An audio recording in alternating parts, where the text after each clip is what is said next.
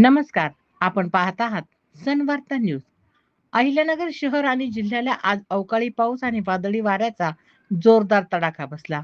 अचानक आलेल्या वातावरणामुळे एकीकडे नागरिकांना उकाड्यापासून दिलासा मिळाला, तर दुसरीकडे शेतकऱ्यांच्या चिंतेत मोठी भर पडली आहे. पाहूया हा विशेष रिपोर्ट. गेल्या आठवड्याभरापासून वाढलेल्या तापमानामुळे नागरिक अक्षरशः हैराण झाले होते.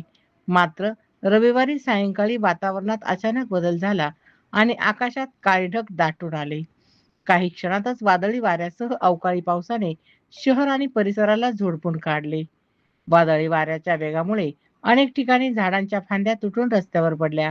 काही भागात झाडे उन्मळून पडल्याने वाहतुकीला अडथळा निर्माण झाला. तर शहरातील अनेक रस्त्यांवर पाणी साचल्याने वाहन चालकांची चांगलीच तारांबळ उडाली.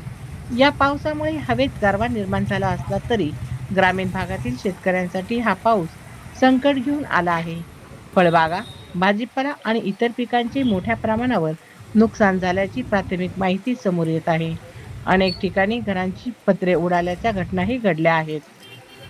आधीच आर्थिक अडचणीत सापडलेल्या शेतकऱ्यासमोर आता अवकाळी पावसाचे नवे संकट उभे ठाकले आहे. नुकसानग्रस्त भागांचे तातडीने पंचनामे करून शासनाने आर्थिक मदत जाहीर करावी, अशी मागणी शेतकरी वर्गातून होत आहे.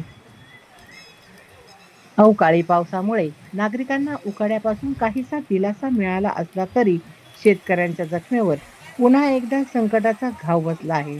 प्रशासन आता किती तत्परतेने मदतीसाठी पुढे येते याकडे सर्वांचे लक्ष लागले आहे.